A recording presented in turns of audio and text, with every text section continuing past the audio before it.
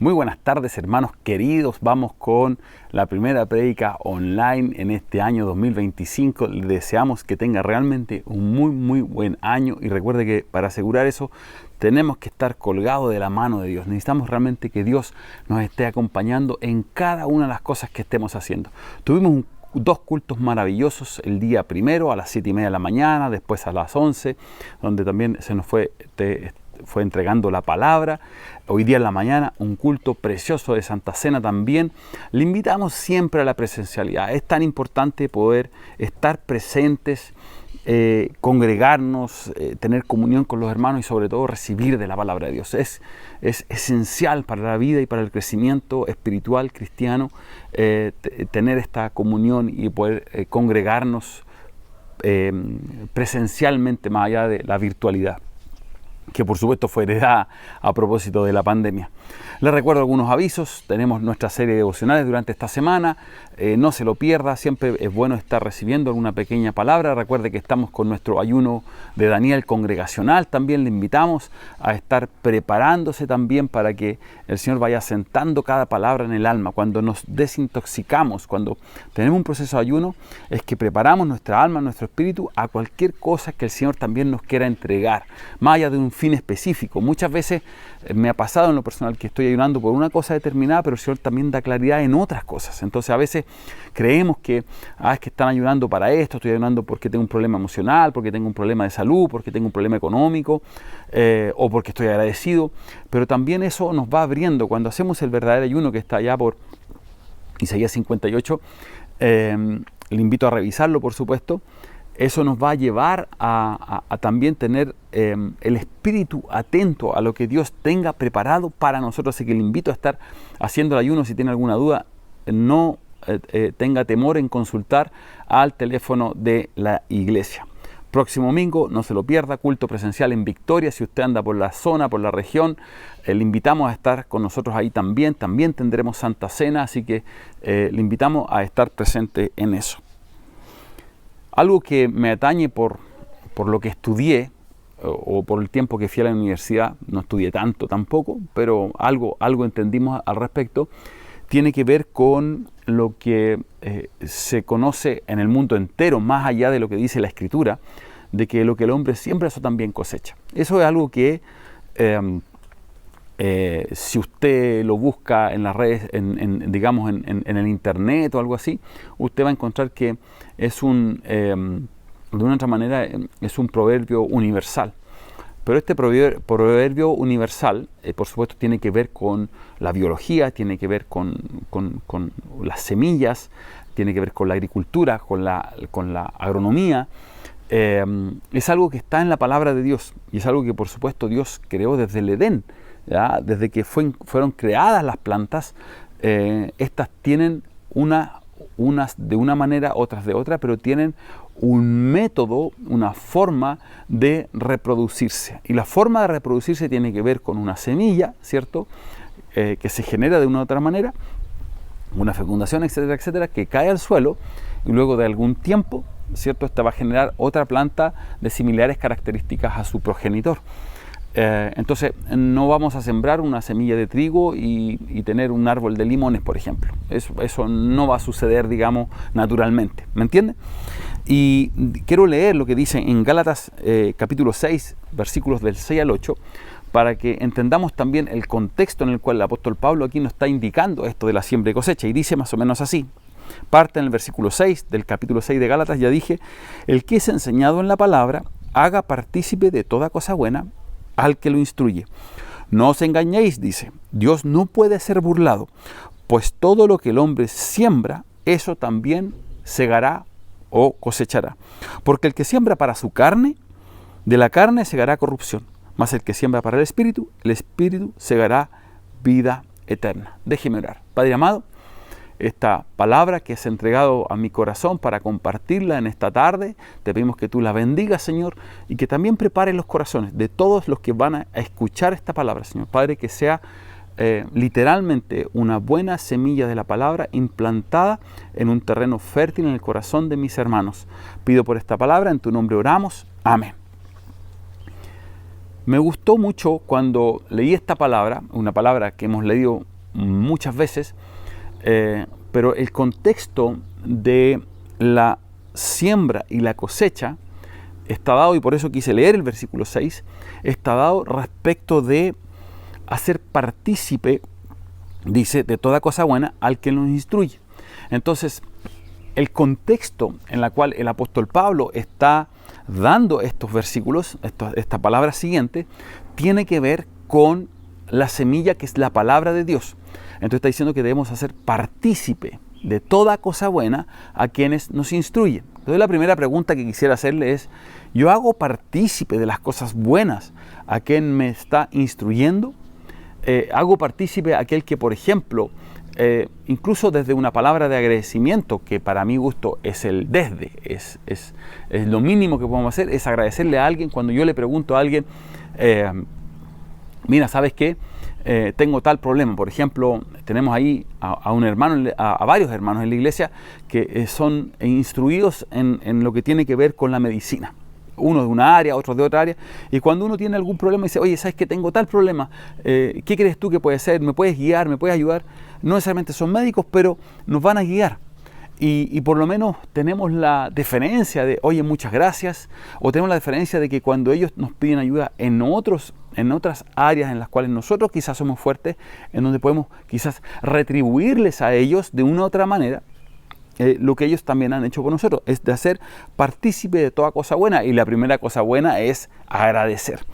Entonces, después de esto, por supuesto, tenemos también a nuestros pastores, a nuestros líderes, a nuestros discipuladores, quizás alguien entendido en cocina, en cafetería, por ejemplo, dice, mira, ¿sabes qué?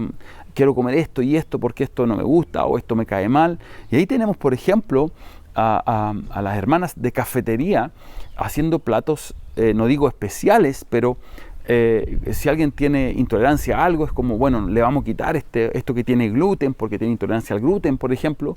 Entonces, hacemos partícipe de mi sanidad a ese que se está preocupando por mí, porque está sembrando. No sé si me voy explicando.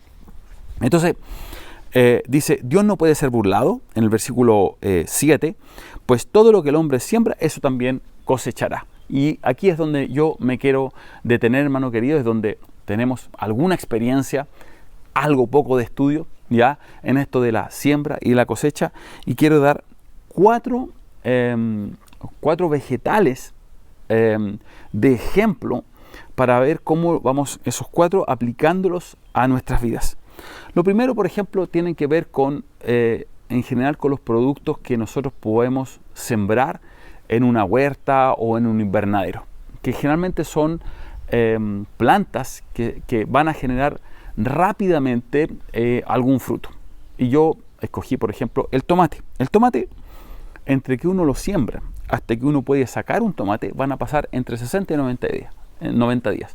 Es decir, podríamos decir que en 3 meses, máximo en 2 o 3 meses, usted, si es que sembró una semilla de tomate, usted va a tener un fruto de ahí. Entonces tenemos ahí una planta que es bastante rápida, ¿cierto?, en generar un fruto. En general, casi todas las verduras son bastante rápidas en generar algún producto que después nos podamos alimentar o en generar alguna semilla.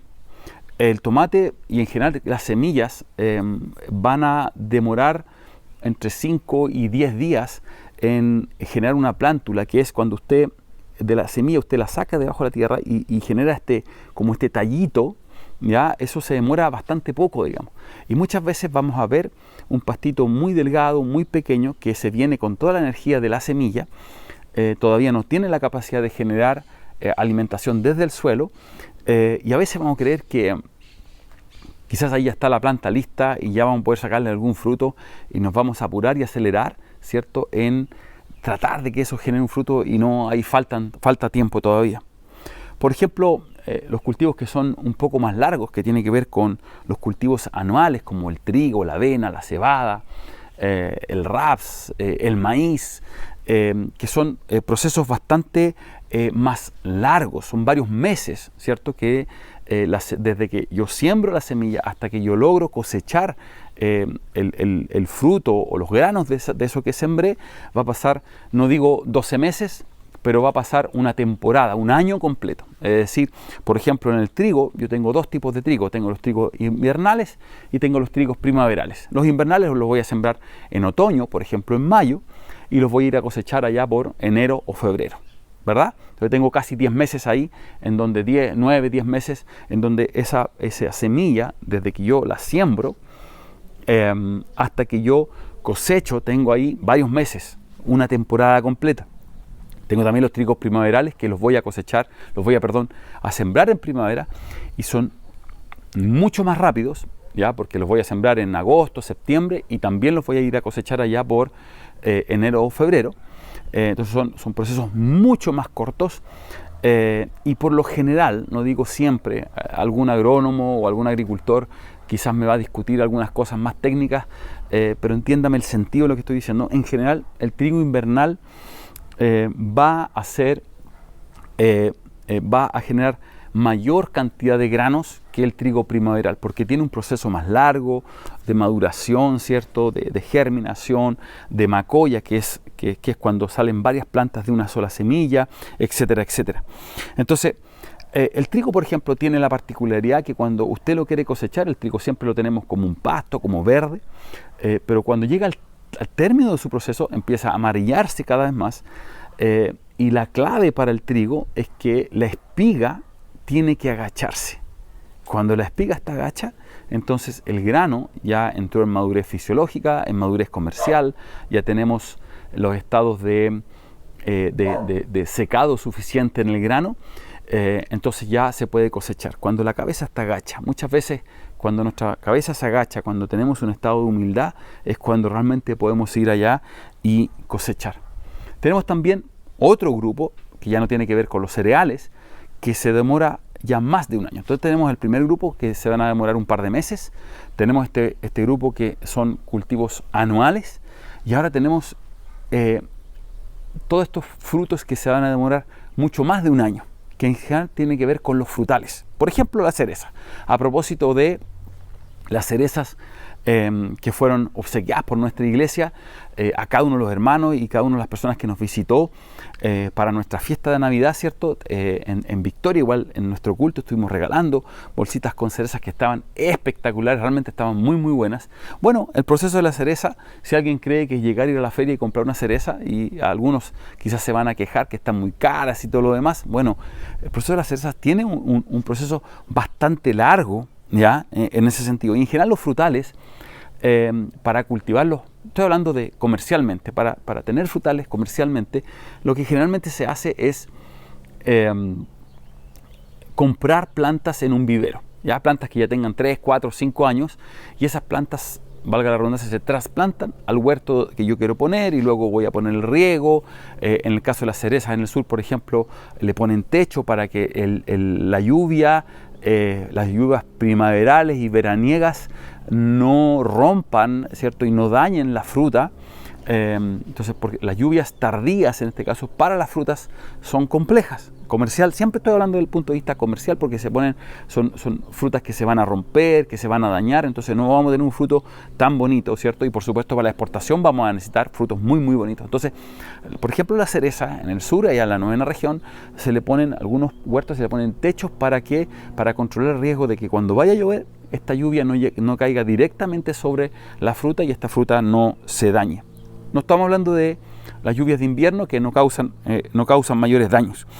Pero tenemos que, por ejemplo, una cereza, cuando yo compro la planta en vivero o cuando yo injerto una rama de cereza en el tronco, vamos a tener producción, no una producción altísima, pero vamos a tener las primeras producciones, los primeros frutos, los vamos a tener al 3er o 4er año de haber trasplantado esa planta. Entonces tenemos 3 o 4 años ahí que vamos a tener que estar invirtiendo en esa planta. Hay que regarla, hay que fertilizarla, hay que controlar plagas, hay que controlar malezas, hay que preocuparse realmente que esa planta, hay que guiarla también, y ahí está la poda, hay podas de crecimiento, poda de producción, y hay distintos tipos de podas que se van haciendo en la planta. Entonces, vamos a tener un proceso ahí que es bastante largo, 3 a 4 años. Si usted quiere sembrar un cuesco, ¿ya?, de una cereza, este tiempo se duplica, ¿ya? Y vamos a tener casi 10 años. Por último, y con esto voy terminando mis ejemplos, ya, las palmeras. Las palmeras antes de 10 años no van a generar fruto alguno. Y las palmeras, por ejemplo, a diferencia del resto de otros árboles, van a generar unas raíces que son, imagínense, como una peluca como los Jackson 5.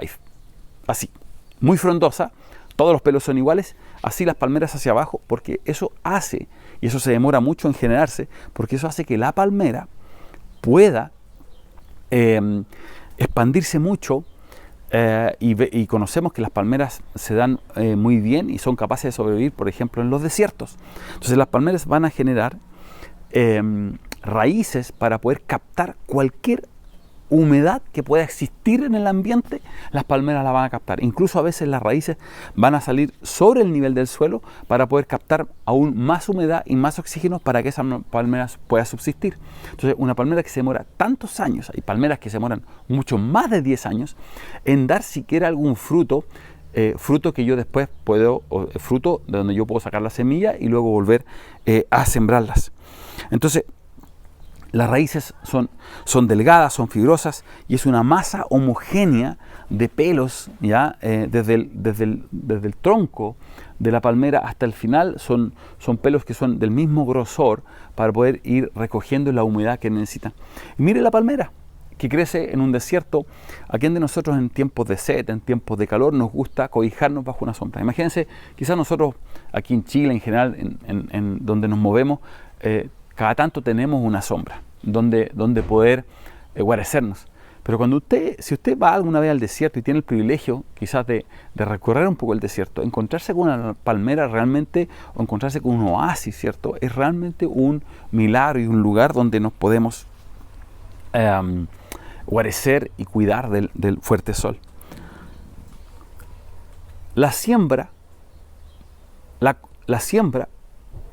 cuando yo siembro, va a tener una consecuencia después en la cosecha. El apóstol Pablo lo dice: el que siembra para la carne va a sembrar, va a cosechar corrupción. El que siembra para el espíritu segará, va a cosechar para vida eterna. Entonces, cuando yo siembro algo, porque yo hablé de solamente de plantas que van a generar un fruto que es provechoso para nosotros, ya sea una sombra, ya sea trigo para el pan, ya sea un fruto, ya sea una legumbre, lo que sea. Pero yo también puedo sembrar malezas. Yo también puedo sembrar malezas entre medio del trigo, y va a ser complicado si es que eso yo no lo controlo. La siembra es una cosa, el crecimiento es otra, en donde yo tengo que ir cuidando también esto que se ha ido sembrando. Entonces, de una u otra manera, el apóstol Pablo también lo dice, oye, unos siembran, otros riegan, pero Dios va a ir dando el crecimiento. Entonces, la pregunta que quiero hacerte en esta tarde es: ¿cuánto es lo que estamos sembrando? Lo que hoy día cosechamos, lo que tú, hermano, amigo que nos estás escuchando, hoy día estás cosechando, tiene directa relación con lo que en algún momento tú sembraste. Es decir, miren, llevemos la parte económica. Si usted quiere comprarse algo y no le alcanza, usted tiene que empezar a ahorrar hoy. Y algunos tenemos muy mala capacidad de ahorro.